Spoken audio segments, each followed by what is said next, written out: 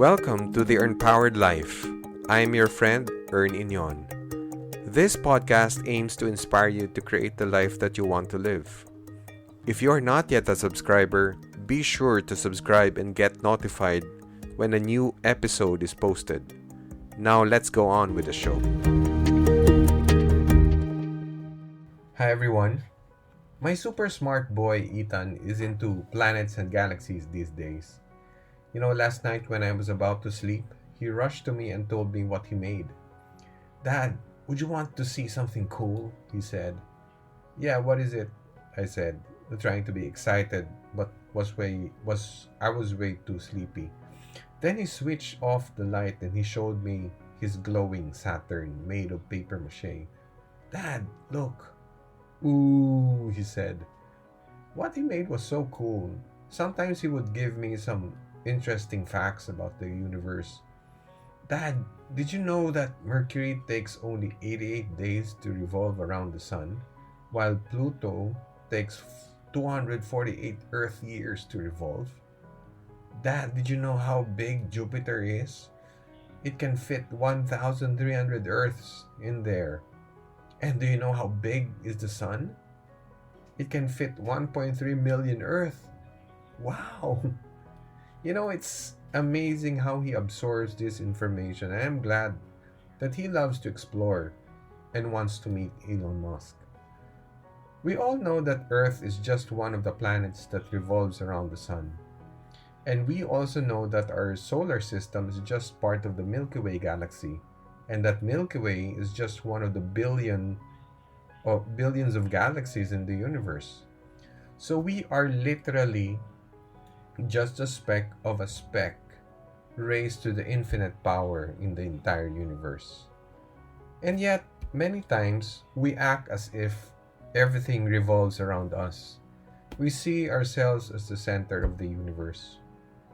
So where did we get this idea? To answer this question, we have to go back to the time of Aristotle around 300 BC, that he believed the sun and other planets and fixed stars revolve around the earth. His idea was widely accepted by the Greeks of his time. His idea was further supported by Claudius Ptolemy, an astronomer 300 years later, who made a scientific map of the universe showing the planets and the stars revolving the earth. The Earth-centered view of the universe was widely accepted for about 1,500 years. So the belief was not seriously challenged until 1543 by a Polish monk named Nicholas Copernicus. There was actually a French scholar and later became a bishop by the name of Nicole Oreme. 100 plus years before Copernicus, he thought of the idea of heliocentrism, putting the sun at the center instead of the earth. He wrote in his book, The Book of Heaven and the World, that it would make more sense if the earth to move rather than the heavens. But he concluded that in the Bible dictates that the earth remains still. So his work didn't make a mark in history because during his time, his contemporaries didn't see as important. This shows you timing is so important. So 100 plus years later, Copernicus suggested that the sun is the center while the earth revolves together with other planets around it. He had this idea long before he died, but he was afraid. Since the church thought that the earth was central, his theory would be considered a heresy, and heretics were put to death at that time. So he wrote his book, The Revolution of Heavenly Spheres, and ordered it published after he died. It was said that he was holding his book when he died. The church was greatly shaken by his book. Copernicus' theory later was further cemented when Galileo invented the telescope and saw the different planets and moons orbiting the sun, thereby proving the theory of Copernicus. The acceptance of the theory was met with so much bloodshed. There were many people who were burnt at the stake for advocating Copernicus' theory. The Vatican arrested Galileo and put him on trial for the same reason. He had to recant, otherwise, he would have been burned also. It was only in 1992, 359 years after, that Pope John Paul II issued an apology for the grave mistake the church did. The shift from Earth central to heliocentrism is a massive reorientation. So just imagine once we believed to be the center of the universe, then into just one of the small rocks in the universe. We once saw the man as the most significant creation, then to just one of those occupying this small rock. Many people still haven't fully grasped this shift in view. Others still believe and act as if this is a human centric universe. So, what is the impact when we see ourselves as the center of the universe? I would say, number one, I would say hugely is unmanaged expectations.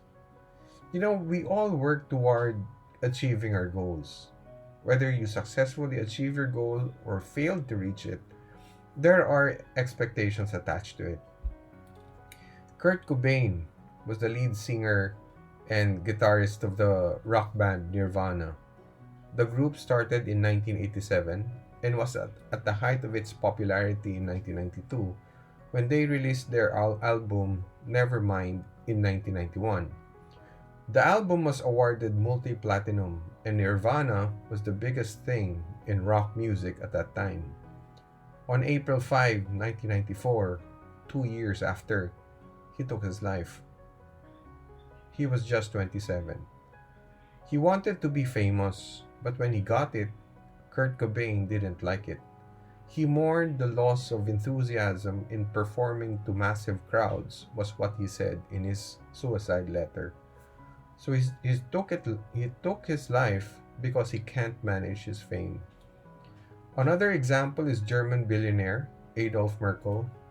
He took over his family business in 1967 and transformed it into one of the biggest companies in Germany. He was Germany's fifth wealthiest man and 94th in the list of world's richest. In 2008, at the height of the financial crisis, his companies were in trouble. In January 2009, he threw himself in front of a speeding train. He died instantly.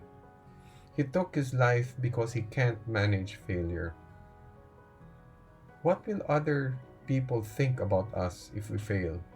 What will happen if we are no longer famous? What will other people think if we lose our business? Countless people commit suicide because they'd rather die than face reality. In the movie Netflix, there's a movie, Luther. I watched it maybe a couple of weeks ago, starring Idris Elba and Andy Serkis. Andy played an extortionist there who keeps the secrets of other people are doing in the internet and blackmails them. Shame can be powerful force than death.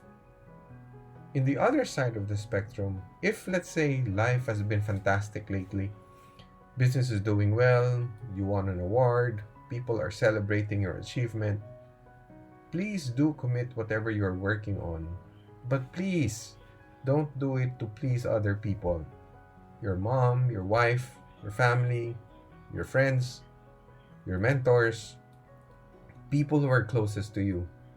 I know we want our mama to be proud of us. I know it's sweet, but please don't. You're just setting yourself up for disappointment. And let me tell you, your mama is already proud of you, whether you win or you lose. Your family will always be there if you graduate with honors or not. So if you lose your friends because you lost, they were not actually really your friends. If you are a parent, don't put too much pressure also to your kids. If they are playing a game, don't pressure them to win. Just tell them to enjoy. In school, don't pressure them to graduate with honors. Just tell them to love learning. We have become slaves to what other people think that we forget how to live. Especially now, many people love to talk about the failures of other people. Many people love to see a great athlete, a rich man, a famous actor go down, get old, or fail. It's sick, if you ask me. But why do we do this? I believe unconsciously we also want to be the center of the universe. So, what solutions do we have? I have three solutions for you. Number one, live the infinite game. What is the infinite game? I got this concept from the book The Infinite Game by Simon Sinek. Let us define first what is a finite game. Finite games are played by known players. They have fixed rules, and there are agreed upon objective that, when reached, ends the game. So football, for example, is a finite game. The finite game means that there should be a winner and a loser. We compete because we want to win. Infinite games, in contrast, are played by known and unknown players. There are no exact or agreed upon rules, though there may be conventions or laws that govern how the players conduct themselves. Within those broad boundaries, the players can operate however they want, and if they choose to break with convention, they can. The manner in which each player chooses to play is entirely up to them, and they can change how they play the game at any time, for any reason. Infinite games have infinite time horizons, and because there is no finish line, no practical end to the game, and there is no such thing as winning an infinite game. In an infinite game, the primary objective is to keep on playing, to perpetuate the game. Many people live life like a finite game.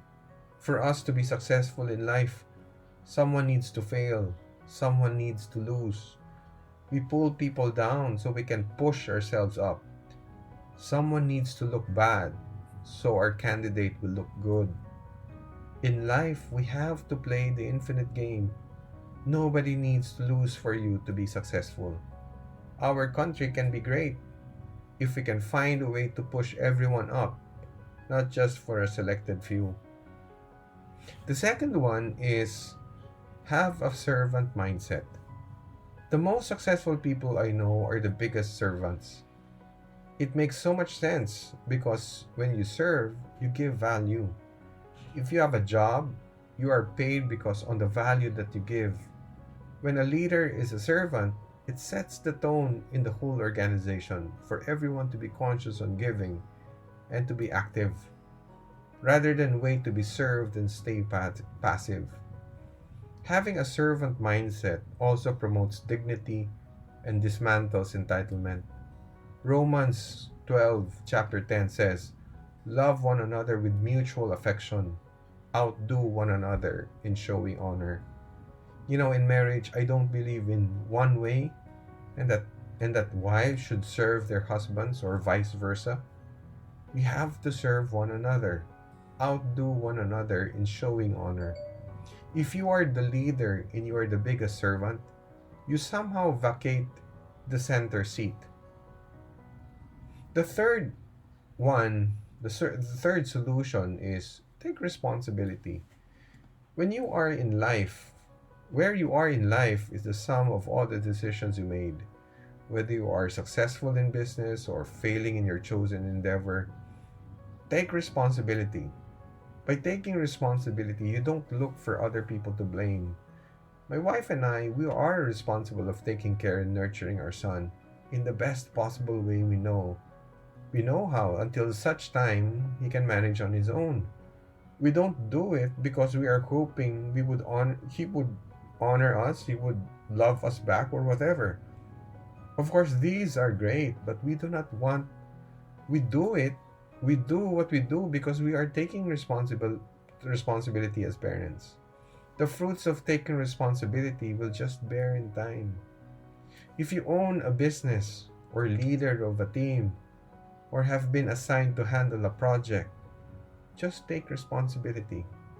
Don't do it because people will validate you, people will clap on your achievements, your family will throw a party or etc. Just take responsibility and do what you need to do to get it done. The fruits of taking responsibility will just bear in time. So, these are the solutions to manage the impact when we see ourselves as the center of the universe. Live the infinite game, have a servant mindset, and take responsibility. So, to end this episode, reflect on how this center of the universe mentality has affected you. Then write down how you can live the infinite game, have a servant mindset, and take more responsibility in life. Thank you so much for listening, friends. Please rate and review this podcast and share it to your friends. Until next time, blessings always.